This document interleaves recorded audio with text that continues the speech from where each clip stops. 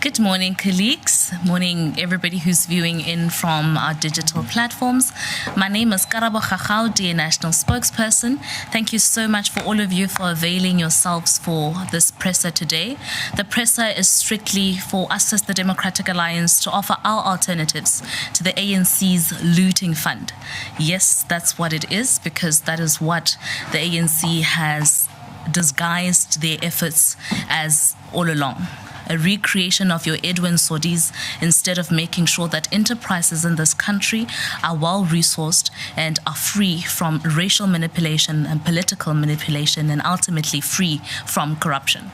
And joining me on the head table on the presser today is my co-spokesperson, national spokesperson, that is Willie Okamp on my far right. Right next to Willie, we have our DA spokesperson on trade, that is Mlondi Mveli Mdluli, as well as the lead spokesperson in the portfolio, that is Toby Chance, here in my immediate left. So I'm going to hand over to Toby now, who's first going to run us through the problem statement, and then we'll obviously then put the alternatives on the table, and then as a standard protocol, we'll engage in a rounds of questionings. Thank you so much. I'm going to hand over to you now, Toby.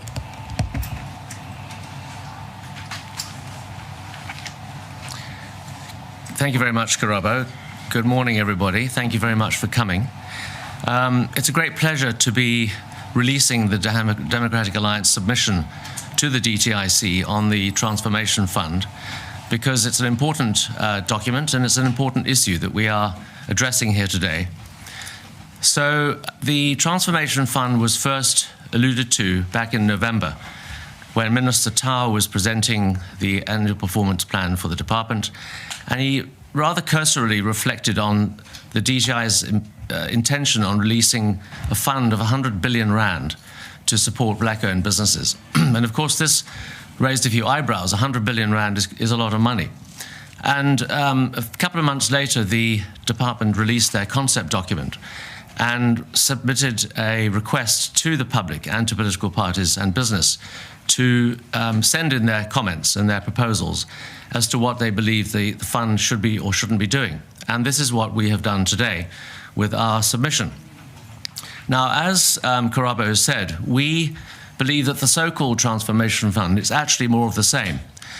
And we have become used in this country to monies being looted, not by being invested and spent wisely on businesses that are growing, but of essentially ending up in the hands of connected cadres and cronies that have not really done anything for the economy, as Mlondi will explain later, in terms of the impact that it has had or has not had on growth and job creation.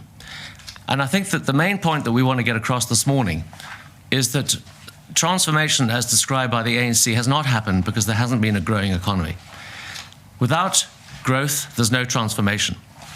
And what we are trying to do is explain that over a period of 20 years, the narrative and the orthodoxy around transformation has been corrupted. It's not real transformation. It's actually seizure of assets to the benefit of a small number of people. That is what BEE has become. So the DA opposes the Transformation Fund for a number of reasons, which are described in detail in the document that's been handed out to you. And I'll just go through a few of those before I come to some of the alternative proposals that the DA is putting on the table. The first thing is that it is a continuation of 20 years of failed triple BEE policies, which have resulted in low growth and low investment, and 8 million people unemployed, up from 5 million people 10 years ago. It's also failing to address the issue of barriers to foreign investment. And without foreign investment as well as local investment, we're not going to grow the economy. The third thing is that it is not focusing on the formation and growth of new businesses, so much as the transfer of wealth from existing businesses into other people's hands, which is actually shifting the decks on the Titanic rather than creating new opportunities for business to thrive. The fourth is that the fund has not properly addressed the issue of alignment with existing enterprise and supply development initiatives, which are run by the private sector as part of the scorecard that they have to complete to get the points on the BEE legislation. And that is a problem, because by creating a centralized fund, the ANC, which is behind this program, has ignored the fact that the private sector has spent billions of rands already on developing very complex and sophisticated enterprise supply development programs which are connected directly to their own business. And the thing is, if you create a centralized fund, you're disconnecting that relationship between the business that is supplying the funds and the support and the supposed beneficiaries. There's also a problem with the fund in that it is not explaining how we're going to deal with businesses that don't have collateral to back up a loan. And this is a problem with many South African businesses owned by black people who haven't got generational wealth to put into a small business. And the fund is silent on that issue. How are we going to close the gap, the funding gap, which is anything between 80 and 300 billion rand, to support those businesses? And just by creating another fund, we don't believe that it's going to actually achieve what has been attempted already for the last 20 years. Then the final thing is that we think that it's contrary to the GNU's commitment to inclusive growth. And rather than focusing on value chains across businesses, it is narrowly focusing on black-owned businesses to the exclusion of the entire economy. And whilst that is laudable in the sense that we do need to support black-owned businesses, we cannot be restricting our funding to only one ownership category. That'll then lead us to some of the solutions that we're saying as part of our economic justice policy, which will result in a much broader and fairer distribution of resources. So the most effective tool for empowering South Africans is a growing economy.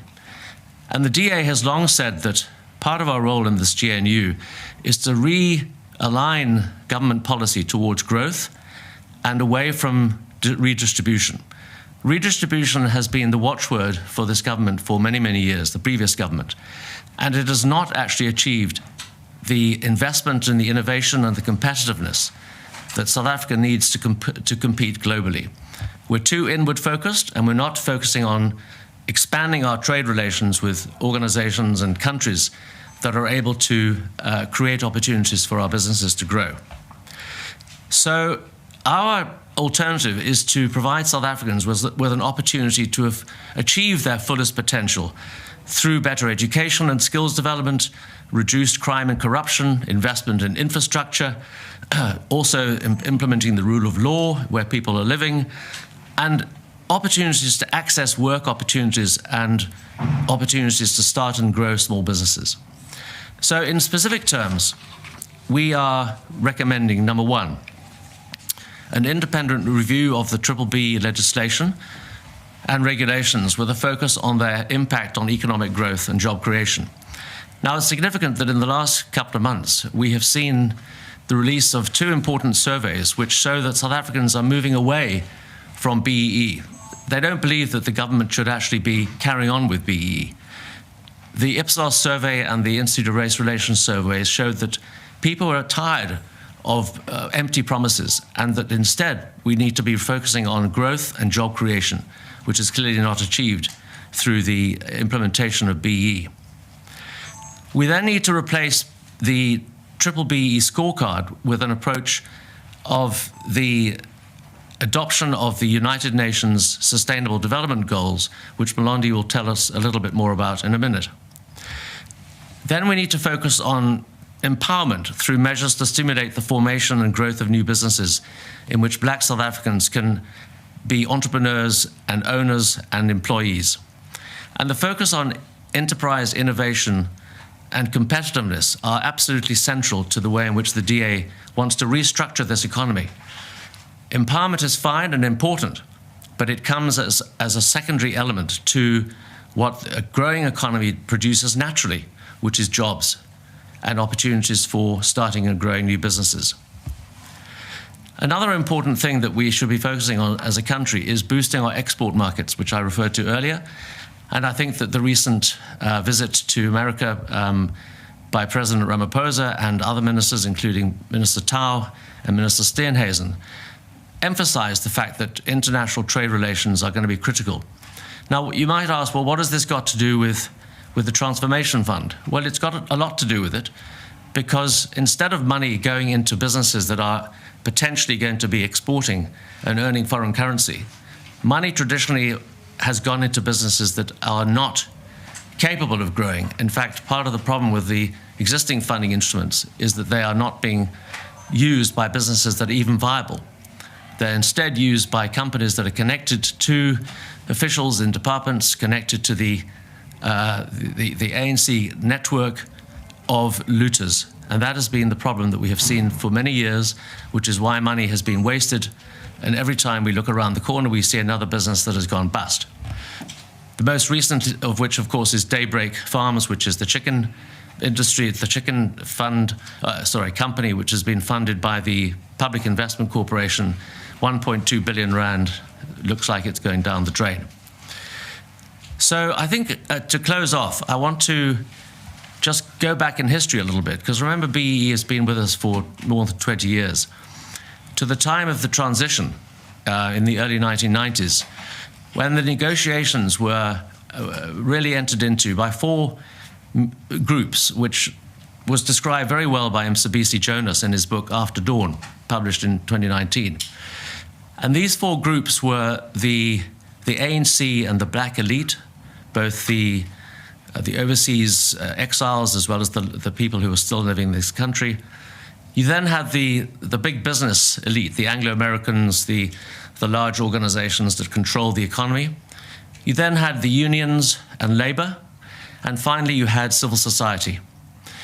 But the one grouping that was excluded from that set of negotiations was the entrepreneurial class. In other words, the millions of small business owners who were struggling to make a living and needed an opportunity to grow their business. And as a result of that, we have had what we could call a stitch-up between big industry, big business, big government, and big unions, at the exclusion of smaller businesses. Now, that has resulted in South Africa having a very skewed economy, where only 10% of employees, of people in work in this country, either own their business or are self-employed. Now, that compares with roughly 30% in countries which are more successful than us. So closing that gap between the 10% and the 30% will virtually halve our unemployment rate. This is what the focus of this government should be, is building businesses that thrive and can sustain and employ more people. The Transformation Fund is not going to do that, because attempts have been made through funding alone and other instruments which have failed, because we're working in an environment which is not conducive to growth. That is the reason we're opposing this, and we'd love to get your input after the presentation as to questions that you may have. I'm now going to hand over to Karabo. Thank you, Billy. I will say thank you, Billy. Thank you, Toby. Thank you very much, Toby. I think the problem has been outlined very well. See, funneling money to a select few in the name of transformation is not transformation. In fact, what it is an activated looting scheme that is always available for whoever wants to manipulate it. That's problem number one. Problem number two, prioritizing funding for the same politically connected people or elites in the name of being pro-black is not transformation. That is corruption, and that's what we need to be able to crack the whip on here, and that's why we're anti this whole idea that such funds are supposed to work. True transformation means creating an environment where the economy can grow and expand enough so that entrepreneurs can be able to operate in a conducive manner where their businesses are able to grow but can sustain themselves, with the ultimate goal of unlocking more job opportunities so that we can alleviate poverty in this country. That's what we want to do. And that is why it is important that we focus on this if we want to develop our nation and if we want to make sure that there is real empowerment, not some a Ponzi scheme that is always available there for people that we know. And again, I want to say that look like your Edwin Sodis and people who are connected to certain card holderships of political parties. And that's the problem. I'm now going to hand over to Umlondi. Umlondi is going to give us the second set of why the alternative doesn't work but what the real alternative is going to look like. Umlondi, I'm going to call on to you.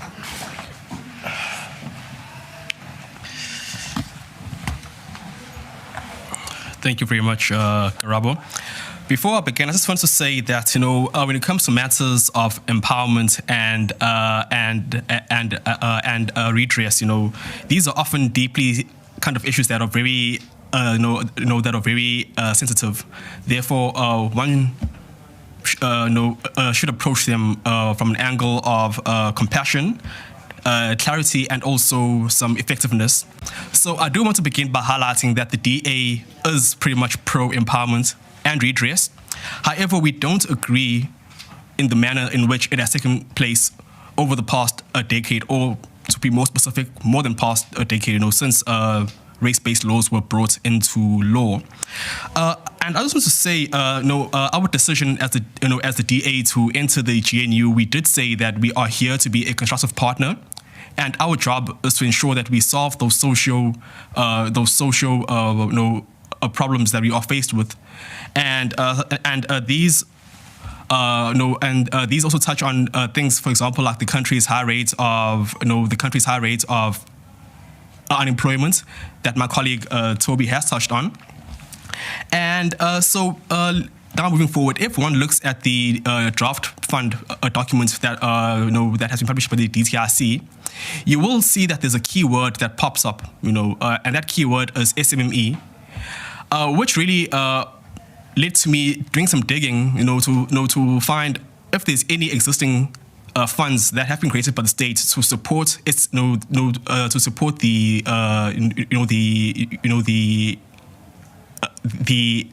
SMEs, yes, Karabo. Yes, and I found a few, and these are the Black Business Supplier Development Program. That's the first one. The second one is the National Empowerment Fund. And under that fund, we have funds, for example, like the Imbewu Fund. We have funds like the Women Empowerment Fund, as well as a fund called Umnotho Fund. And all these funds target black-owned businesses. Yes, Karabo, that's correct. And another fund that that pretty much exists is the Black Industrial Scheme, as well as the National Youth Development Agency Grant Program.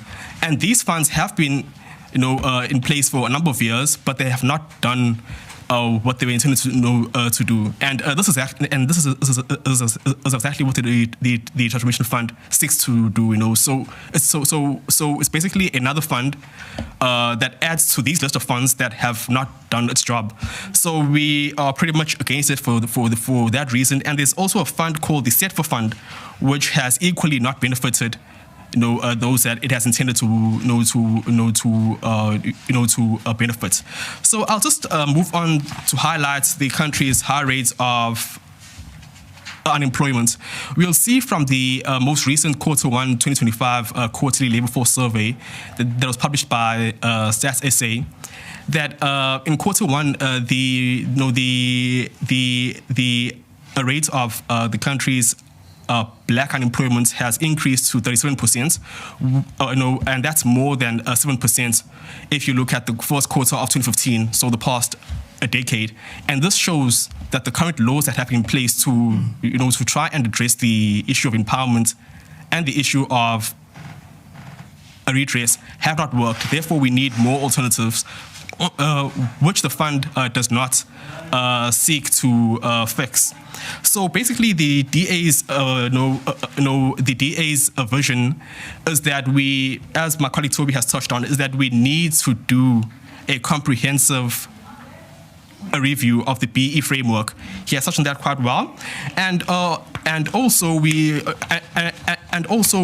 in order for there to be true transformation, we need to ensure that we have a growing, inclusive economy.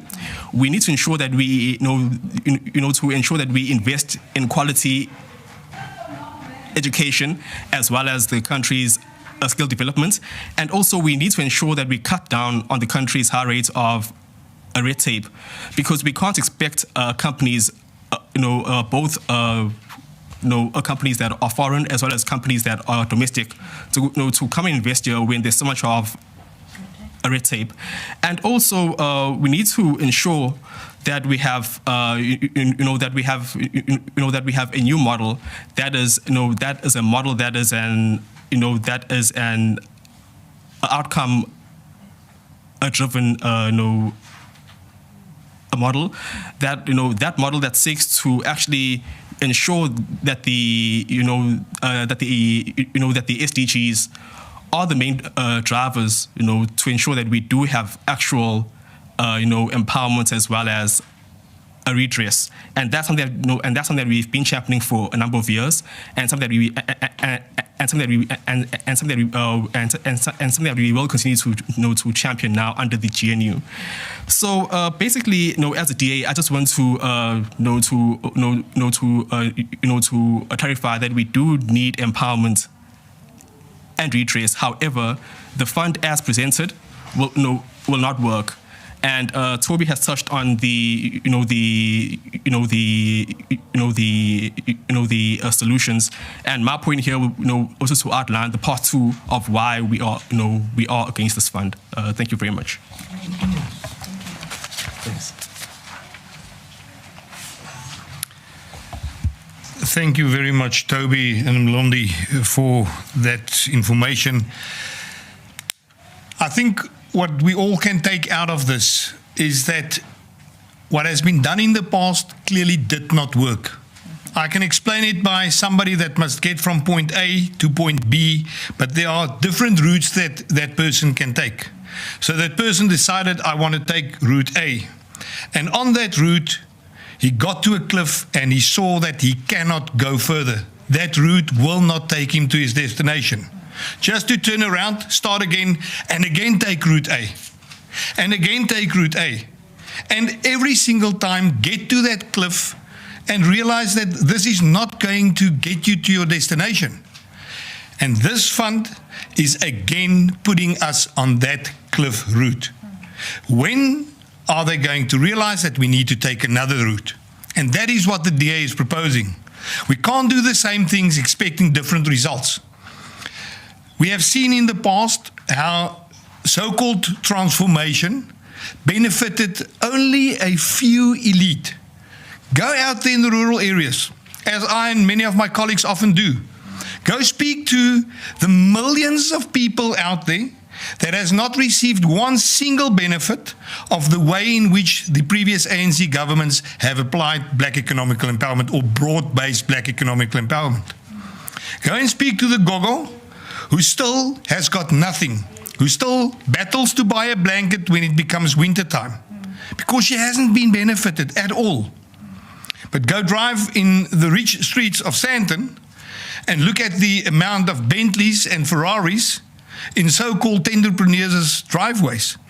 Have that benefited the people of South Africa, or have that benefited the elite? And that is what we must do. We must create this environment where the whole economy can grow, because when the economy grows, we can create jobs for that gogo and a son and a grandson and a granddaughter. That is what we've got to do. To keep on driving towards that cliff will not achieve that goal. And to just have another transformation fund, which is going to be another looting fund, because we saw what happened in the past with these funds. We saw what happened with cadre deployment and how that has derailed the whole project of lifting up all South Africans. So the Democratic Alliance's approach is a total different approach than what has been done in the past. We all know the United Nations' Sustainable Development Goals. We are looking at true empowerment. And that is what we need to do. If we want to truly transform South Africa, we've got to truly empower all South Africans. I'm now going to open the floor for questions. We're going to take it 3 at a time. And please, when you ask your question, give your name as well as the news outlet that you are representing, and I will then decide who's going to take the questions. We've got Toby Chance, who is our main spokesperson. And Toby, obviously, if you want to refer something to Mlondi, you're more than welcome. But can we get some questions, please? I've got you here. Let's start with you, then we can get the others along. Sorry, your name? Hi, my name is Babalo from EWN. My questions are maybe for Toby. Minister Malatsi was in the Communications Committee on Tuesday, where he was briefing them about his recent regulations that were gazetted, I think, a week ago on the ICT sector and easing some of those regulations that deal with BEE, which is just ownership specifically. Is this call for a review of the triple BEE laws? Is this part of this strategy, and was Minister Malatsi also basically being informed by the strategy, because he said he was trying to align BEE with, the regulations, using the regulations to align BEE with the Electronic Act as well. So I'm just trying to find out, is this part of, the party's broader strategy, Minister Malatsi on the ICT sector, as well as Toby with the Transformation Fund? Or are these just two separate issues completely? And are you not afraid that this could feed into a narrative that the DA is anti-transformation, anti-black, if I may say that as well? Because that's what some of the opposition parties are saying when you oppose these redress policies. And are we looking at another GNU, I don't want to call it a fight, but another stumbling block within the GNU? Is this the latest stumbling block within the party, or is this lower down the priority list as opposed to expropriation and Bella and NHI? Or is this like the latest, or is there any chance of you going to court? Because Minister Dau is not going to stop what he's doing. He's going to move ahead with the Transformation Fund, and I can't imagine the DA will have any power to stop him except, finding other channels. And how is this different to the National Empowerment Fund? Just clarity, Toby. How is the Transformation Fund different to the National Empowerment Fund? And just in conclusion, is this an issue of good redress policies by the ANC that are just being messed up by a handful of cadres? And because is redress not necessary at this point? Thank you. I was seemingly, in hindsight, very wise to only allow that one question, because it actually became 5 questions. But thank you very much. I'm going to answer a certain amount of those questions, and then I will hand to Toby. Your question, firstly, with regards to the narrative that we are anti-black, is totally wrong. Go and look out there. Who are the unemployed? Who are the people that suffer? They are, in most instances, black people. Then you must ask yourself, what did the ANC governments in the past do to help them? Their policies were not pro-black, because it did not empower the largest amount of black people in this country. So what we are proposing has been proven all over the world. It is to transform through empowerment, and empowering every single person. Again, what has been done in the past did not work. Why carry on with that? Let's take a different route. Let's take the route of economical empowerment of everybody, of creating an environment where the private sector can thrive, where small businesses can have less red tape, where they can become successful, where they can get assistance from government to thrive, for them to employ people. Not to get a fund that will again be looted, like in the past, only to benefit a small elite. Let's help all South Africans, all black South Africans, every person in this country, whether you're black, brown, white, doesn't matter. We need to create an environment where everybody can grow. And again, that did not happen in the past. With regards to your question with the GNU, when the DA entered this government of national unity, we said that we've got 2 main aims. The one is to grow our economy, and the second one is to create jobs. And in everything that we do, we ask ourselves whether what we are doing will contribute towards that. And if it's not, we won't do it. But we did not agree to be co-opted by the ANC. The Democratic Alliance is a party in our own right, and we will remain so. In most of the instances and issues that comes up in the GNU, we do agree with each other. But where we disagree, we will not be a rubber stamp to just say yay and amen to whatever it is that the ANC does that we might differ with. And we are a constitutional democracy, and that is why we are also using the courts as another level of this government. I mean, we've got the executive government, the power. We've got the legislative part of our government, but we've also got the legal, the law part of our government. And we are making use of that, of the judicial arm of this government, to make sure that we at all times adhere to the Constitution. And that is for the DA sacrosanct. We will not jeopardize the Constitution, and if we need to approach the courts to make sure that this government of national unity stays in line with the Constitution, we will always do that. Our responsibility to uphold the Constitution became even greater when we became part of government. We've now got to not only oversee ministers from the ANC, we've got to do oversight over our own ministers as well, and make sure that they do their job to the best of their abilities and to the benefit of all South Africans. So when we differ, it's not always going to be this hoo-ha big thing.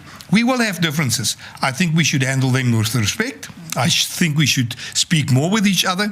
And as this GNU goes along, we are learning how to do that. We are in our baby shoes when it comes to coalition politics in South Africa. But we need to get into our groot mens skoene, our big people shoes, because we're going to have coalition politics in this country for a long time. And I think we are all doing that as we go along. I want to hand over to Toby to answer the other questions that you've asked. Thank you very much. Thanks, Willie. Babalo, just to answer the first question, Minister Malatsi is dealing with a portfolio in which businesses have to be licensed to operate. And that's the difference between the Department of Communications and Digital Technologies and most of the other sectors, apart from the mining sector, which is the other sector where businesses have to be licensed to operate. Now, in terms of the BBBE legislation, there is a provision for what is called equity equivalent. And that is for businesses that are foreign-owned and are not able to or do not choose to sell equity to black partners in this country, which is a provision, obviously, of the scorecard. So what Mr. Malatsi is doing is he's extending the equity equivalent opportunity to foreign-owned businesses in that sector and saying, okay, if you're not able to sell shares, then use the equity equivalent of that amount, which is 30%, to reinvest in socioeconomic activities and development projects, skills development, developing small businesses and so on. And that's a very progressive option that Solly Malatsi has chosen. And so he has put out his gazetted suggestions and he's asked for public comment. And I'm sure that those comments are going to be mixed. You're going to have some people who are saying, no, we've got to ensure that black South Africans own a part of these businesses. But if that is a deal breaker, then it means that we don't get investment from these companies. And that's the problem that we've had, and I referred to that earlier, is that for whatever reasons, businesses are not prepared to give up equity, but they are prepared to invest portions of their assets in growing an economy through the equity equivalent program. In terms of how is the Transformation Fund so-called different from the NEF, the National Empowerment Fund? Well, it was actually the National Empowerment Fund that was part of the conceptualization of the Transformation Fund. And the difference, supposedly, is that it'll be a standalone entity. The Transformation Fund is presented as a standalone vehicle which will be overseen by the minister, so hence it is a government-controlled fund, but with a board of directors. So it'll be what's called a special purpose vehicle. That is the idea. The trouble is that if you look at the scale of it, the NEF currently has a loan book of about 3 billion rand, and it's struggling to manage that book, frankly. Not only that, but it has an impairment rate of roughly 30%. In other words, 30% of the loans that it gives out are not paid back, which essentially means money is wasted.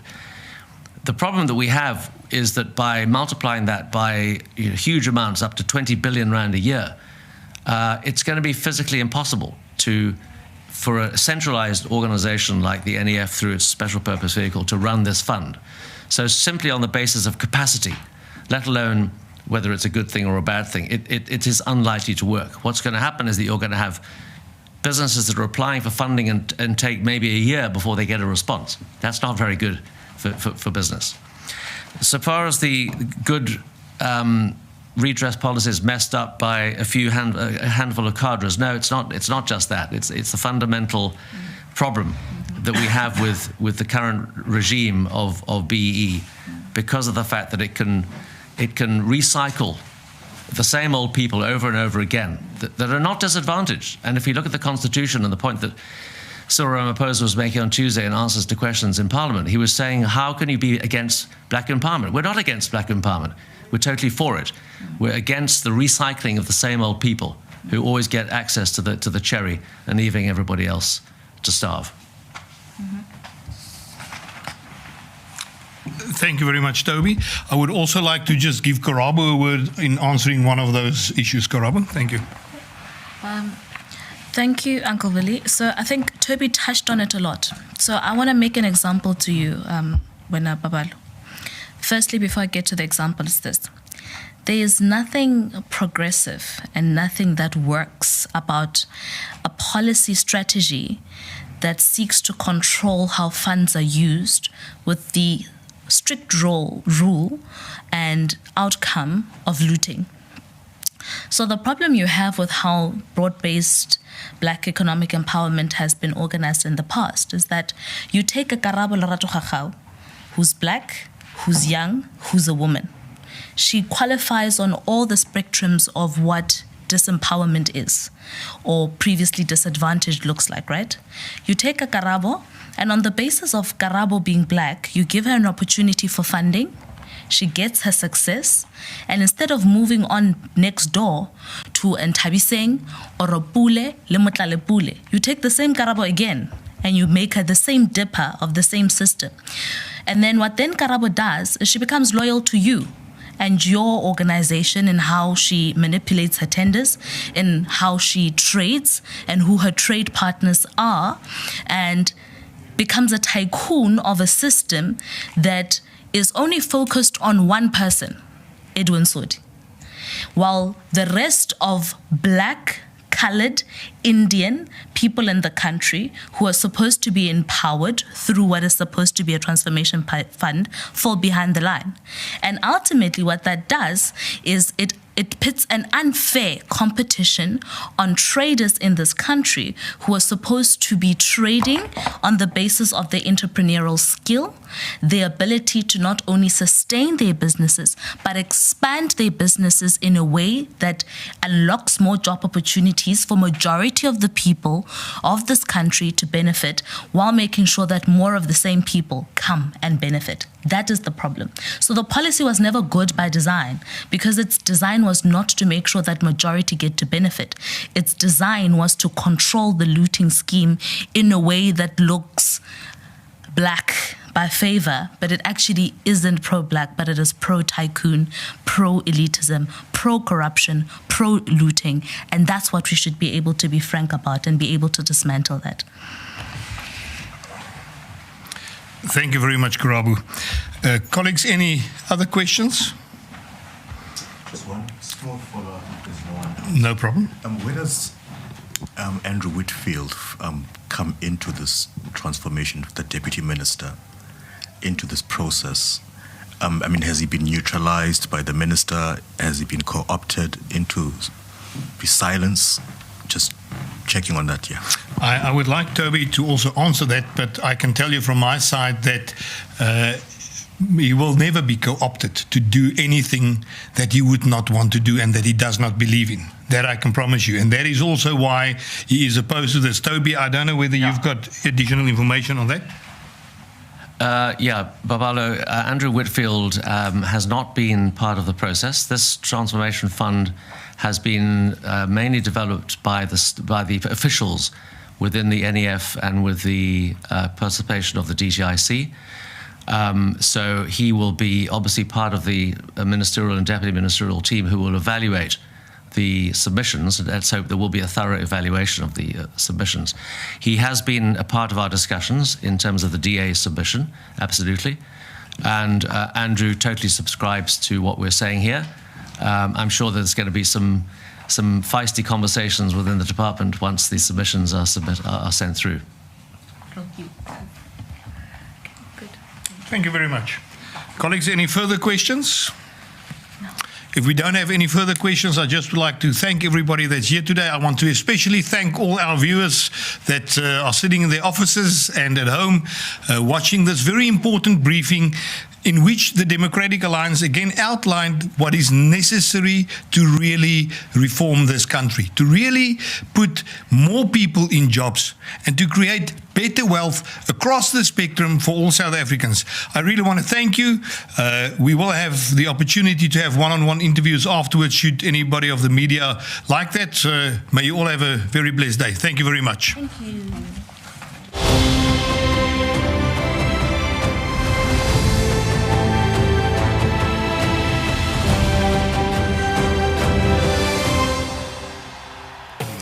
Thanks for watching.